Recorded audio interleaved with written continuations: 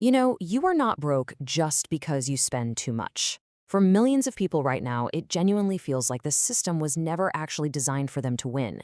Welcome to USA Rift. In this explainer, we are going to tear down the walls of the 2026 higher education system and look at the actual raw data behind the policies. We're examining the growing argument that a system originally built to empower the working class has quietly evolved into an institutionalized, incredibly efficient debt machine. Before we dive into the heavy details, please make sure you subscribe to the channel, hit that like button, and drop a comment below on what you think about all this as we go along. Your engagement really helps. And if you want to take it a step further and truly support the deep dive explainers we do here, consider becoming a channel member. All right, let's get into it. Because what's happening right now with student debt, it is absolutely structural, and it is changing the American economy. Listen to this observation from recent policy critiques. The $50,000 degree now functions as a lifelong anchor that drags the middle class toward insolvency. Just let that sink in for a second. An anchor. This isn't just some dramatic metaphor, right? It is a cold, hard mathematical reality. For decades, we've all been sold on this idea.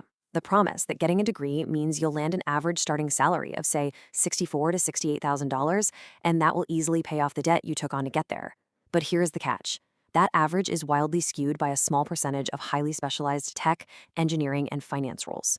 If you look at the vast majority of people entering education, the humanities, social sciences, or essential administrative roles, their starting salaries are actually hovering right between $40,000 and $55,000.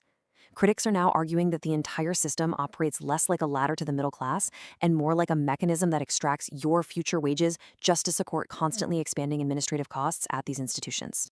So, how did this trap get locked into place? Well, it comes down to some massive legislative shifts. Specifically, in 2025, the passage of the One Big Beautiful Bill Act, or OBBBA. This piece of legislation fundamentally restructured the entire architecture of American student debt. It was packaged and sold to the public as a necessary education reform, but analysts looking at the fine print saw something else entirely. A profound structural shift that officially ended the era of the legacy save plan, completely rewriting the rules of the game for millions of everyday borrowers. To understand the impact, we have to compare what we lost with what we got.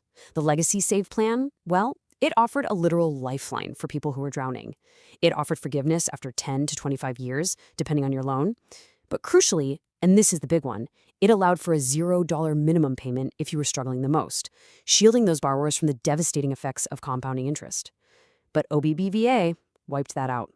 It replaced it with the Repayment Assistance Plan, or RAP. And under RAP, that $0 safety net is completely 100% gone. Every single borrower is now forced into a mandatory $10 minimum payment, no matter how broke they are. The new plan also ties your payments to your total adjusted gross income rather than your discretionary income. And perhaps the most punishing detail of all, it stretches the timeline for forgiveness out to a grueling 30 years. 30 years! That is essentially an entire working career. You might be asking yourself, why? Why make a change that so clearly hurts the borrower? Well, the answer is $271 billion. That is the exact staggering amount that the Congressional Budget Office estimates the new RAP plan will save the federal government over the next 10 years. $271 billion. Financial analysts point out that this system now explicitly relies on the college-educated middle class to generate federal budget savings. It is, in effect, a massive wealth transfer. The government is essentially using the future paychecks of everyday citizens to balance its own ledgers over the next 3 decades. Now, to truly grasp how inescapable this trap is, we need to zoom in on the mechanics. We need to look at the architecture of compounding interest. This is the invisible engine of the debt machine. It's what keeps people trapped. While interest rates for the 2025 to 2026 academic year have sort of stabilized, they remain punitively, aggressively high. And here is the kicker. When you take out an unsubsidized loan, that interest does not wait for you to graduate. It doesn't care that you're broke. It begins accumulating, outpacing your non-existent wages while you are literally still sitting in the classroom trying to learn. Let's look at the actual math here, because the numbers are shocking. Let's say you take out a standard $50,000 principal loan. At a 6.39% undergraduate interest rate, that $50,000 education actually turns into nearly $68,000 over a standard 10-year repayment plan. But it gets so much worse at the graduate level. At a 7.94% interest rate, that exact same $50,000 principal is going to cost you over $72,000. And if you are a parent trying to help your kid using a Parent Plus loan at 8.94%, that balance balloons to nearly $76,000. This is what analysts mean when they say the sticker price is an illusion. The reality is the total repayment. When you sign those papers, you are purchasing a financial product whose ultimate, devastating cost is deliberately designed to remain somewhat hidden until you are already contractually bound to it for life. Perhaps the most striking, visceral detail in all of this data is this number: $330. For a graduate student with a $50,000 unsubsidized loan, roughly $330 in pure interest accrues every single month. And that happens before they even touch a single penny of the principal balance. Just think about that. Imagine writing a check for $330 every single month and getting absolutely nothing in return. You're paying the equivalent of a mid-tier car lease just to stand perfectly still. You aren't actually paying down your debt at that point. You're literally just renting the privilege of keeping your balance from exploding further. So, with all that in mind, the absolutely crucial question becomes, what happens when this math finally breaks the borrower? Because we aren't just talking about abstract numbers in federal policy briefings anymore. We are talking about the immediate, devastating, real-world impact that is currently sweeping across the nation. Right now, we are witnessing a record 25% delinquency rate. Let me repeat that because it's massive. 1 in 4 borrowers is currently behind on their student loan payments. According to an extensive, detailed study by the advocacy group Protect Borrowers, this delinquency rate is nearly triple what we saw before the pandemic. Triple. The shift in policies, specifically this abrupt transition away from the Protective Save plan, has correlated with a massive, unprecedented spike in financial distress. In just the first 3 quarters of 2025 alone, roughly 7.9 million individual borrowers slipped into delinquency. And the cascade of financial ruin certainly doesn't stop there. 9 million borrowers are now in total default. 9 million. This is the largest number of defaulted student borrowers on record in U.S. history. And you have to understand, when you cross that invisible line into federal default, the system stops sending you polite warning letters. It starts taking aggressive action. These 9 million Americans are now facing the imminent, very real threat of having their wages garnished. The government can legally bypass your bank account entirely and pull the funds directly out of your paycheck before you even see it, leaving you to try and survive on whatever scraps are left over. But wait, there is another largely invisible consequence to all of this that doesn't get talked about enough. Delinquent borrowers recently saw their credit scores drop by an average of 57 points. And for 2 million specific borrowers, people who previously had near-prime or better credit, their scores absolutely plummeted by an astonishing 100 points. We are talking about dropping from a healthy 680 down to a toxic 580. In our modern financial ecosystem, your credit score is essentially your passport. It determines where you can go and what you can do, and an artificial drop of this magnitude plunges millions of middle-class citizens directly into deep subprime territory. Being forced into subprime territory effectively locks these borrowers out of the broader economy. A score drop from 680 to 580 isn't just a number on a screen. It means outright rejections for basic apartment rentals. It means job denials as employers increasingly run credit histories on applicants. And if you ever manage to scrape together a down payment and try to buy a home, that lower damaged score translates directly to higher interest rates that will cost you an extra $64,000 over the life of a standard mortgage. Even trying to finance a reliable car will cost you an extra $8,800. The student loan trap doesn't just drain your current bank account, it severely and permanently restricts your access to future capital. Section 1. Vocational Darwinism.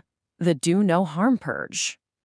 Let's examine another massive piece of the OBBBA legislation, the ironically named Do No Harm Standard. This new rule mandates that college and vocational programs immediately lose their federal loan eligibility if their graduates earn less than a typical high school graduate in their state, measured just 4 years after completion. Now, on the surface, that sounds like basic accountability, right? But critics argue it is actually a brutal structural shift. It intentionally targets essential, necessary societal fields simply because the capitalist market doesn't reward them with high corporate salaries. Take a look at the geographic reality of this policy. Researchers mapping the nationwide risk to vocational and degree programs found massive dark clusters across the entire country. This isn't an isolated issue. This systemic shift threatens small rural community colleges and massive urban vocational centers alike. Entire regions are seeing their federal education funding placed at severe risk, potentially creating massive education deserts across the United States. To really put the severity of this purge into perspective, researchers estimate that up to 98% of cosmetology programs are currently at risk of losing funding. 98%! Because OBBB completely eliminated the old debt-to-earnings ratio.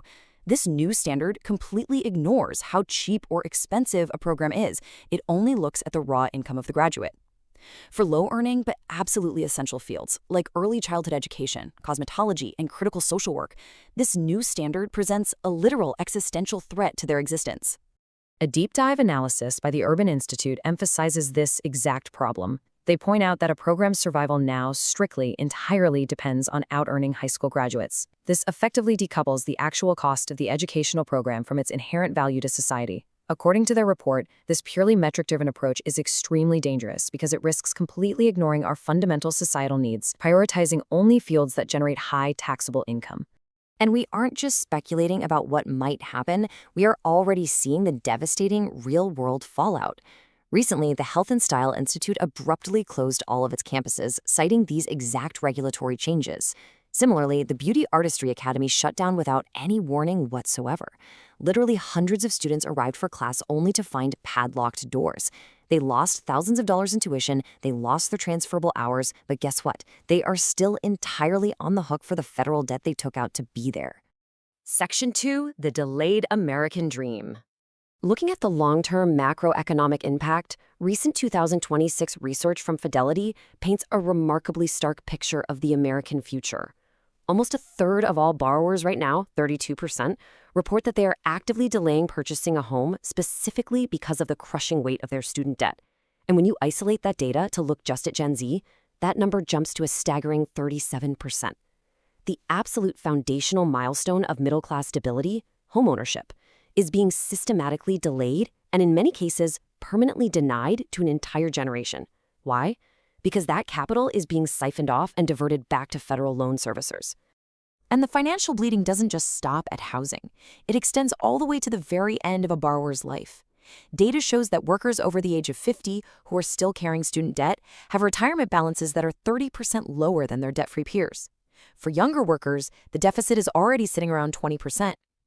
Think about the mechanics of this. When a borrower is forced to choose between paying down an 8% graduate loan and contributing to a 401k, compound interest is actually working against them twice. It aggressively grows their debt while simultaneously robbing them of the positive compounding growth they need for retirement. This double penalty results in hundreds of thousands of dollars in lost future wealth. But you know, the financial numbers only tell half the story here. The human toll is profound. 41% of borrowers report experiencing intense financial anxiety that causes them to lose sleep on a weekly basis. People burdened with student debt are twice as likely to also carry crushing medical debt. And with 42% of borrowers saying they are actively forced to make trade-offs between making their loan payments and affording basic fundamental needs like groceries or heating, the psychological strain of this system is absolutely immense. Ultimately, critics analyzing the totality of these policies argue that what we are observing is the creation of institutionalized fragility. They suggest that the modern system actively, intentionally prioritizes federal budget scores and university endowment growth over the actual financial stability of the American citizen. From this analytical perspective, what was originally sold to the public as a noble investment in the student has increasingly and undeniably become a massive, risk-free investment vehicle for the institutions themselves. And honestly, the quietest, most insidious part of this entire shift is that many people will simply never realize that it is structural. They will sit at their kitchen tables and blame themselves for not budgeting better, for not working harder, all while the invisible architecture of compound interest and sweeping legislative trend of changes quietly redefines their entire financial reality. As the illusion of debt-fueled middle-class stability becomes clearer every single day, we have to stop and ask ourselves, who is this system really serving? Thank you so much for joining me for this explainer. Keep asking the hard questions, stay curious, and I will see you in the next one.